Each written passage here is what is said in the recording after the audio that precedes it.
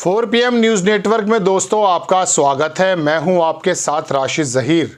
राहुल गांधी कल दिल्ली में बोल रहे थे, आपने सबने देखा है, कई खबरें सुन चुके हैं। और नरेंद्र मोदी जी यानी कि हमारे प्रधानमंत्री उत्तर प्रदेश के मेरठ से तीसरी बार अपनी 2024 के चुनाव की शुरुआत कर रहे थे। पहले मोदी जी के बारे में बताया गया कि 30 तारीख में उनका यहाँ पर रैली होनी है उत्तर प्रदेश के मेरठ में। फिर अचानक 2-4 दिन के बाद खबर आनी शुरू हुई कि 30 नहीं 31 है। होगी कोई वजह हो सकती है।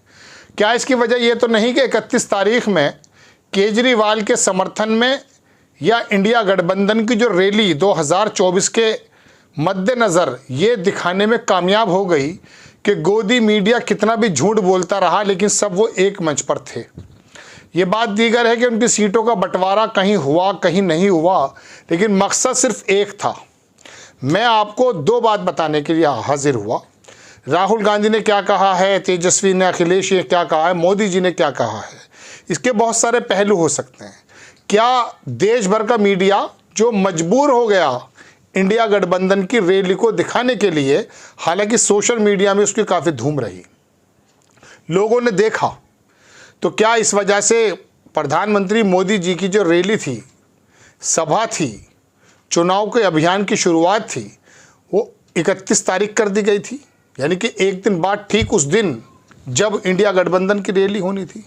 तमाम देश के मीडिया को अपने तरफ ही कंसंट्रेट कराना था, इंडिया गठबंधन को कोई फुटेज नहीं मिलना था, ये मकसद था क्या? लेकिन वो तो गोदी मीडिया तो महामहिम वैसे भी आपके गुण गाता है, तो इतनी ज़्यादा अपने शेड्यूल को रीशेड्यूल करने की क्या ज़रूरत थी? चलिए, ये तो एक छोटी सी घटना है। बड़ी खबर बताता हूँ। राहुल गांधी ने कहा कि मैच फिक्सिंग की तरह अगर ये चुनाव फिक्स हो गया, 400 पार या 300 पार या मोदी जी आ गए, मकसद ये है जो मैं आपसे बता रहा हूँ, तो देश नहीं बचेगा। देश बचने से मुराद ऐसा तो है नहीं कि वो मैप से चला जाएगा देश। देश कहते किसे हैं? देश इस बात को कहते हैं कि अरुणाचल प्रदेश का रहने वाला व्यक्ति उत्तर प्रदेश के राशिद ज़हीर से कांटेक्ट रखता है। बेरोक टोक, ये बात दीगर है कि वहाँ पर कुछ परेशानियाँ हो सकती हैं। हम लोग एक संविधान को मानते हैं, एक तरह की हमारी सभ्यता है, एक तरह की हमारी सोच है कि हमारा देश सर्वोपरि है। उन्होंने कहा कि देश नहीं बचेगा, मतलब ये है कि जो वर्गीकरण पिछले 10 बरसों में आपने देखा है, आप इसे इनकार नहीं कर सकते। आप में से दर्शक चाहे अंधभक्त हो या इंडिया अलायंस विपक्षी का नेता हो, इस बात से इनकार नहीं कर सकता जो मैं कह रहा हूँ। वो बात यह है कि देश में 10-12 सालों से ज़्यादा नफरत बढ़ी है 2 वर्गों के बीच में, कम से कम मुस्लिम और हिंदू। किसने बढ़ाई है ये भी आप अच्छी तरह से जानते हैं। दुनिया की रिपोर्ट के हवाले भी देख सकता हूँ आपको मैं यहाँ। और देश के अंदर जो नफरतें बढ़ी हैं, दाढ़ी या टोपी वालों को जिस तरह से शक की निगाह से देखा जाता है, उतना पहले नहीं देखा जाता था। पहले भी बदमाश मरे हैं, पहले भी डॉन मरे हैं, लेकिन डॉन की जाति एक ही होती थी कल्याण सिंह के समय, डॉन की जाति एक ही होती थी मायावती के समय। ये मुख्तार अंसारी मुस्लिम है और ब्रजेश ठाकुर जो है वो हिंदू है, ये तो अभी पता चला है। वरना हमें तो ये मालूम था कि जो भी संविधान नहीं मानता है, जो भी इसके लॉ को तोड़ता है, वो गलत है। चलिए, ये अलग छोड़ दीजिए, राहुल गांधी पर आते हैं। राहुल गांधी ने कहा देश नहीं बचेगा। देखिए दोस्तों, भारतीय जनता पार्टी के नेताओं ने क्या क्या वक्तव्य नहीं दिए। अभी अमित शाह का मैं एक बयान देख रहा था, पुराना था या नया मैं नहीं जानता, निज़ाम की फुल फॉर्म बता रहे थे वो। उसमें अतीक का भी जिक्र था, जनाबे मन। आप तो कहते हैं वो गुंडों ने मारा है, आपने तो नहीं मारा अतीक अंसारी को। अगर वो गुंडों ने नहीं मारा, आपने मारा, तो आप निज़ाम की फुल फॉर्म कैसे बता रहे हैं?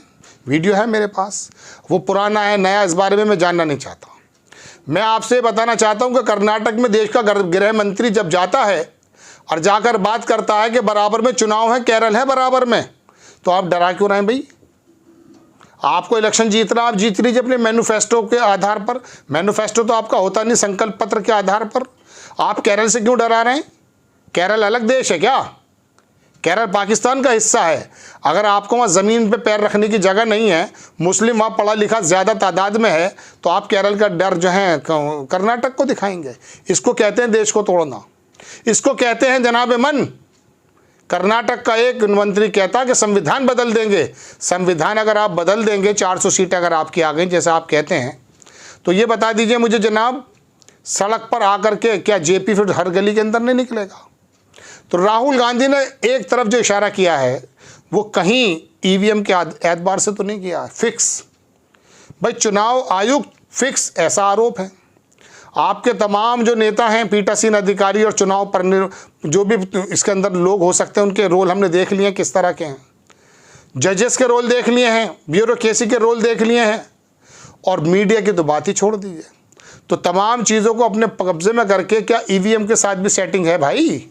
बता दो ना भाई। राहुल गांधी की बात से तो यही जाहिर हो रहा है। और 400 सीटों का जो नक्शेबाजी खींची जा रही है, 400 कुछ पर तो लड़े थे पिछली बार, 400 सीटें निकाल देंगे। 150 साउथ में तो आपका कुछ है ही नहीं, बचती हैं 400, तो 400 में और कोई है ही नहीं। तो क्या ईवीएम सेट है? ऐसा सवाल है। तो राहुल गांधी की बातों के बहुत सारे मतलब निकलते हैं। चेतने की बात उन्होंने कही, अब चेत कैसे जाएंगे? इतना शोर है खबरों का, नेताओं के जुमलों का, आपस में नारेबाजियों का, दूर संचार के माध्यम से जुमलेबाजियों का। मोबाइल खोलो, इंस्टाग्राम खोलो, फेसबुक खोलो, एक नया ड्रामा सामने आता साहब। अब ऐसे समय में जब झूठ और जुमले और शोर और एंकर्स की लफाजियाँ इस काम पे लगी हों, तो उस काम पे मैं इलेक्टोरल बॉन्ड के बारे में आपको कैसे बता पाऊंगा? और आप भी कहाँ सुनेंगे? बहुत बड़ी खबर थी अभी एक, मैं परसों बताना चाहता था। 600 वकील की तो आपने खबर सुनी होगी, जो जब सुप्रीम कोर्ट के जज को लिखा है उन्होंने लेटर। प्रधानमंत्री जी ने भी ट्वीट किया था। अगली खबर में बताऊंगा डिटेल से आपको, लेकिन वो खबर कुछ और है। तो मैं आपको बताना चाहता हूँ, ये खबरें मैं आपको बताना चाहता हूँ, लेकिन होता यूँ है कि एक खबर निकालता हूँ, दूसरी नक्शेबाजी सामने आ जाती है। कभी पल्लवी पटेल का शोर है, कभी हरियाणा की सरकार गिरा दी गई है, कभी चीफ मिनिस्टर बदल दिया गया है। अरे बदलो मत बदलो, देश तो मेरा वही है भाई। नायाब सिंह सैनी आ गए हों, एक खट्टर को हटा दिया, मुझे क्या रकात का फ़ायदा है? मुझे तो सिर्फ इतना बताइए कि बाहर की जो रिपोर्ट आई है जिसमें कहा गया है कि बेरोज़गारों के अंदर जो सक्षम बेरोज़गार हैं, मजदूर तबका है, उसको जो मजदूरी मिलती है वो कम हो गई है। किसी सुधीर अंसारी, क्या नाम उसका, सुधीर चौधरी ने आपको बताया? अमन चोपड़ा चीखा आपके कान पर आकर? कैसी रिपोर्ट आई है? नहीं बताएंगे। मोदी जी ने ऐलान कर दिया है कोई भ्रष्टाचारी नहीं बचेगा, चूँकि सबको जेल भेज रहे हैं। मोदी जी ने कहा ये उत्तर प्रदेश के मेरठ में, तो सब लोग इकट्ठे हो गए। एक फ़ोटो देखा मैंने, 4 बंदे मोदी जी के साथ खड़े हुए, कोई बुके दे रहा, कोई माला पहना रहा, कुछ हो रहा। एक तो बिस्वा, कौन सा घोटाला था उसके सिर पे मालूम है? चलो छोड़ो, कहाँ सुनेंगे आप। दूसरा जनाब मन वो नारायण राणे महाराष्ट्र में, एक और थे, 2 और थे कोई, ऐसे तो बहुत लंबी लिस्ट है। अगर मैं आपको गिनाऊं, प्रफुल्ल पटेल से लेके, हाँ अजीत पवार, उसके बारे में कह रहे हैं 70,000 का घोटाला और वो तुम्हारे साथ है। तो फिर उत्तर प्रदेश के मेरठ में जो आपने शुरुआत की वो झूठ से की थी क्या प्रधानमंत्री जी? कि सारे को सबको जेल में डाले जाएंगे, तो आपके साथ में सीटों का बंटवारा कर रहे हैं, जिनको आप ही बता रहे थे भ्रष्टाचारी, कोई और नहीं बता रहा था, आप ही की ज़बान की बात चल रही है। लेकिन हैरत इसकी बात यह है, आप भी तो सुन रहे हैं, आपको पता नहीं क्या हो गया है। खबर आपको कैसी लगी अपनी राय कमेंट्स बॉक्स में ज़रूर दीजिए। चैनल को सब्सक्राइब कीजिए, शेयर कीजिए। नेक्स्ट टाइम मैं किसी खबर के साथ हाजिर होता हूँ। जय हिंद।